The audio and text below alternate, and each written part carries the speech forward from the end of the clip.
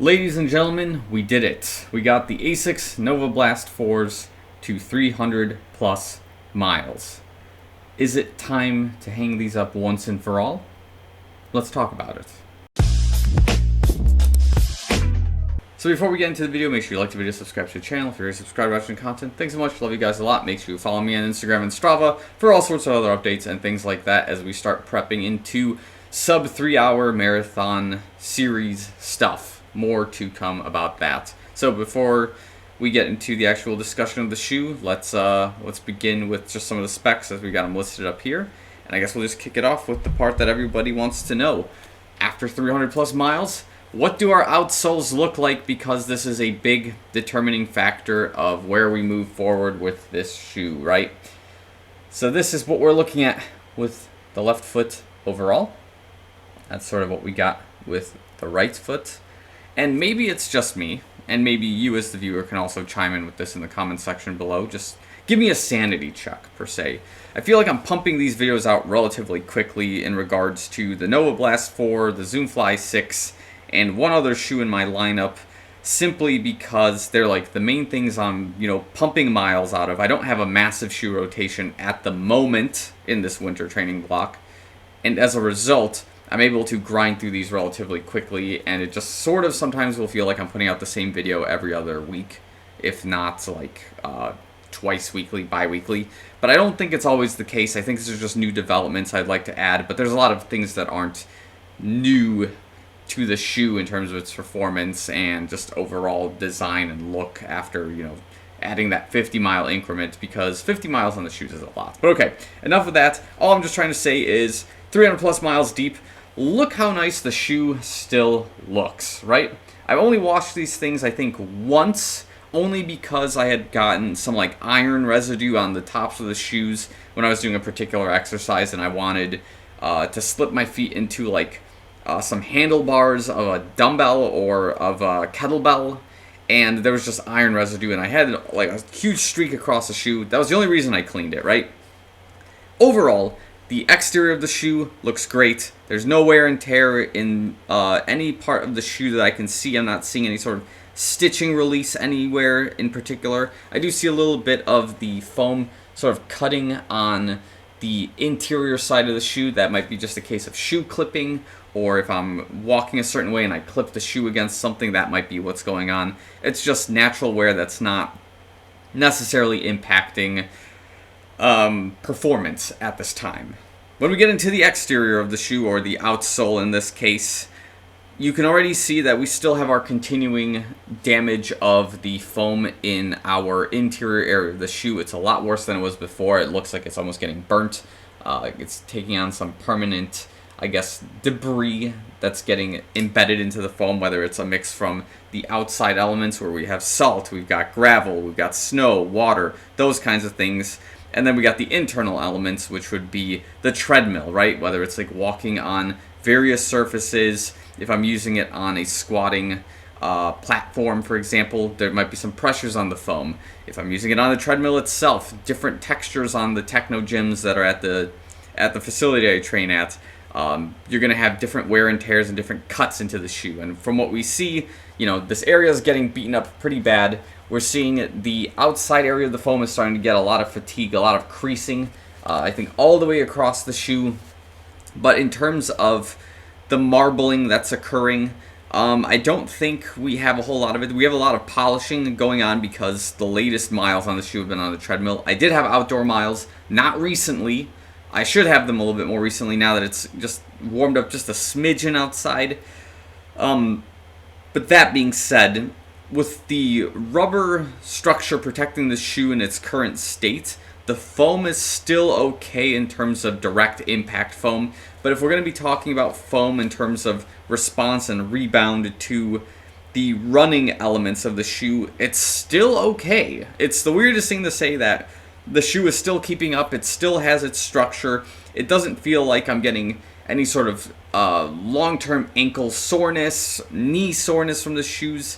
That's usually when I know it's time to, put them up, lock them up, because that would imply that the foam doesn't have the structural integrity to support any sort of running at that point. But at this time, I still have a lot of energy output that I'm getting from the shoe, and therefore I'm still using it, even after 300 plus miles, you know. I got to 301, I think, yesterday or the day before, and like Strava emails you, you know, the Strava mafia gets to your email inbox with their bats and their black Mercedes, and they tell you, hey, it's time to switch shoes. It's basically like what the message I got out of it was, you hit 300 miles, dump them, right? So if we take Strava's advice, then yeah, it's time to retire the shoes, right? But you guys know what we're about. We go until the shoes' wheels fall off. That's sort of what I like to do here, is if there's still output to be found in the shoe, I'll continue running with it.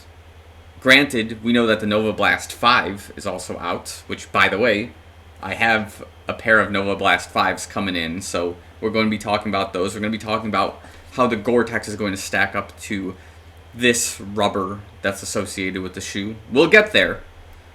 Just a, you know, future sighting there, but at 300 plus miles with the way the shoe is standing, like, for me personally, that's pretty redundant, for me, the shoe can still go on. Like, the show can still go on with the shoe. Must it go on in the shoe? I don't think you need to if you're thinking long term, right? So if I'm getting to the point right now where I'm still off season from marathon training and I'm clocking in about 60 to 65, approaching 70 miles per week, do I really need to risk it in this shoe with the current condition it's in? Realistically, you don't. Now, if you still trust the shoe and you feel like there's a sweet spot where you're getting a lot of output, then yeah, go for it, right? And that's kind of where the dilemma still lies, right?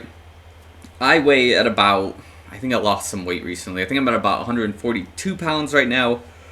At my weight with this shoe, I think I can, in theory, continue going with this shoe as long as it's not implementing too many speed workouts, right? Because with the speed workouts, it requires a little bit more impact. I'm going to damage the shoe a little bit more, and my risk of injury will increase in the middle of a session, right? Like if the shoe just loses its structural integrity during the workout, or it starts to, I guess, fatigue at certain points during the speed interval. If I'm going like 6 flat pace and the shoe just can't structurally keep up with that, it's gonna hurt. You know what I mean? So those are just things to factor in. But if I'm keeping this for like my easy 2-a-day run, where it's my evening run of the day, I just only need it for 30 minutes at about nothing faster than 8:45, 8:30 pace, this thing will chug along just fine, and that's just about where I need it too. And that's a good thing, right? That's what I like to think about a lot of the times, is I just need it for my really easy workouts, and if I run this thing to the ground doing easy workouts, then fine. That's where this shoe will get its best benefits from. So right now, just the big summary here is, performance-wise, the shoe is still doing exactly what I needed to do. There's no major exterior damage to the shoe. It still fits comfortably. Feels not like brand new, but it feels like it's got a little bit of wearing on the shoe at this point. But it still looks great. And yeah, despite what's going on the exterior of the shoe, I'm a little more cautious about it, but I'm not stressing about it to the point where it's time to shelve these until the Novablast 5s come in the mail. Like, the Novablast 5 is going to show up, and I'm still going to probably rotate between both of them. Obviously, when we get to comparing them in due time, I'm going to want to know if the Gore-Tex is better than what Asics is using in their rubber on this shoe. But that being said, I think I'm still going to go on with these shoes, but that being, again, just use your own judgment with your own Novablast 4s if you got them at this distance, right? Like, do you weigh a little bit more? Do you have a much more aggressive stride than I do? If you look at your damage of the shoe, is it more in like the heel area versus the forefoot? Do you have more damage on one side of the shoe? Use your judgment with it, right? Because from what you see across both of my shoes, my main wear is like in the central area of the shoe, which is probably a good spot to have wear, as that's how the shoe is mostly built. It could be also built for heel strikers. That's why we got that 41 millimeter heel drop. But yeah, it's just, at this time, I'm going to keep going until about 350, 400. We're going to see what happens, So I think we'll leave it at that. So if you have any questions, thoughts, comments, concerns, let me know in the comments below. If you agree or disagree with the assessment, if you think 300 miles is about where you need to stop, and it's time for Novablast 5 hype, just sound off in the comments. Let's talk about it. And I think we'll leave it at that. So thanks again for watching.